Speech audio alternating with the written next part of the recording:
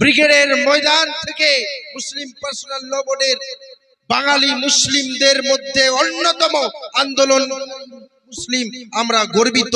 ব্রিগেডের ময়দানে দেখেছিলেন মমতা ব্যানার্জি রাতের ঘুম কেড়ে নেওয়া হয়েছিল। মমতা ব্যানার্জি মনে করেছেন মুসলমানরা হচ্ছে আমাদের দুধের গাই, যেমন বলবো তেমন। আমি আশফাক আহমেদ মমতা ব্যানার্জিকে বলতে চাই, আপনি ভুলে যান মুসলমানরা আপনার কেনা গোলাম নয়, গোলাম নয়, গোলাম নয়। যদি মনে করে থাকেন যে মুসলিমরা আপনার কেনা গোলাম, তো আগামী 2026 নির্বাচনে আপনার সরকারও আমাদের দরকার নয়। যারা গণতান্ত্রিক সংবিধান অধিকারকে নষ্ট করে দিতে চায় তাদের আমাদের দরকার আছে ভাই। যারা আমাদের বাপ দাদাদের কবর বাঁচানোর লড়াইকে দুশ্মনী করার খেতাব দেয় তাদের সঙ্গে আমাদের সম্পর্ক রাখার দরকার আছে? দরকার নেই। আপনি ভুলে যান ব্রিগেডের ময়দানে একবার থেকে আপনি ব্যবস্থা করে দিয়েছেন যে ব্রিগেড হবে না, আবার ব্রিগেড ময়দান ডাকা হবে আর আপনাকে দেখিয়ে দেওয়া হবে। আপনি বলেছেন আন্দোলন করতে দেব না, শত্রু ভাববো। হ্যাঁ, 1000 বার কেন, লক্ষবার আন্দোলন করব, শত্রু ভাবুন, দেখি কার কত দম। আজকে আপনার সমস্ত ছল চাতুরি ভারত বাংলার মানুষ বুঝে যাচ্ছে।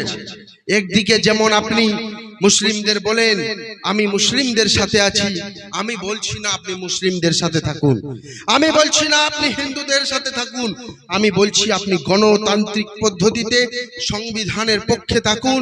এবং সংবিধান একদিকে হাওড়া টাউনে যখন রাম জয় শ্রী রাম বলতে বলা হচ্ছে, একটা পাগল ছাগল বলতে বলছে, তাকে গ্রেফতার করে ছেড়ে দেওয়া হচ্ছে। আরেকদিকে 2 জন আরএসএস এর লোক পাকিস্তানের পতাকা নিয়ে ধরা পড়েছে, তাকে ছেড়ে দেওয়া হচ্ছে। আমি ইন্সপেক্টরকে জিজ্ঞেস করলাম যে তাদের এফআইআর নাম্বারটা দাও। ইন্সপেক্টর বলছেন, ওখানকার থানার ইনচার্জ বলছেন ফোনটা কেটে দিয়েছেন। এর মানে মাননীয়া আপনার প্রশাসনকে আপনি কিভাবে ট্রেনিং দিয়েছেন, আপনি কিভাবে বলে গেছেন? আজকে সারা বাংলা জুড়ে মুসলমানদের শুধু ব্যথা নয়, ভারতবর্ষের সংবিধানকে বিনষ্ট করা হচ্ছে। আর উত্তর প্রদেশের পরে সবচেয়ে বেশি ওয়াকফ সম্পত্তি পশ্চিম বাংলায় আছে। উত্তর প্রদেশের পরে সবচেয়ে বেশি সম্পত্তি ওয়াকফ সম্পত্তি পশ্চিম বাংলায় আছে। আর পশ্চিম বাংলায় আন্দোলন হবে না, এর মানেটা কি? আপনি আপনার সরকারে আপনি বিজেপিকে নিয়ে আসলেন। কাকে? বিজেপিকে নিয়ে আসলেন। আর বিজেপিকে আপনি 2টো সিট থেকে এতগুলো সিট দিয়ে দিলেন, কিন্তু একটা দাড়িওয়ালা টুপিওয়ালা মুসলমান পীরজাদা, কি নাম, নওশাদ সিদ্দিকী এমএলএ হলো, আপনার গায়ে জ্বালা ধরে গেল। খবরদার, হাজার হাজার নওশাদ তৈরি হবে, হাজার হাজার তৈরি হবে। আমি নওশাদের পার্টি করি না, আমি জাতীয় কংগ্রেসের কর্মী, কিন্তু আমি চাই গণতান্ত্রিক পদ্ধতিতে আমরা লড়াই করব। হাজার হাজার আশফাক হবে, হাজার হাজার নওশাদ হবে, কামরুজ্জামান হবে। আপনার মতো ওই রকম মন্ত্রী চাই না, সিদ্দিকুল্লাহ চৌধুরীর মতন মন্ত্রী চাই না, যার ভিতরের আওয়াজ শক্তি কমে গেছে, যার লড়াই করার ক্ষমতা কমে গেছে, যে হক কথা বলতে পারে না, ওইরকম চাই না। আমাদের চাই কামরুজ্জামান, আমাদের চাই নওশাদ, নারে তাকবীর, নারে তাকবীর। আমাদের চাই না ছাগলের মতন ছাগল শওকত মোল্লা চাই না, আমরা গুন্ডা চাই না, আমরা আরাবুল চাই না, আমরা শিক্ষিত মুসলমানদের নেতা চাই, আমরা কোরআন হাদিস জানা নেতা চাই। আজকে আপনি বোকা বানিয়েছেন মুসলমানদেরকে, আপনি বোমা বাঁধানোর চেষ্টা করিয়েছেন, মুসলমানকে আপনি ইউজ করেছেন, ইউটিলাইজ করেছেন, আর করতে দেওয়া হবে না।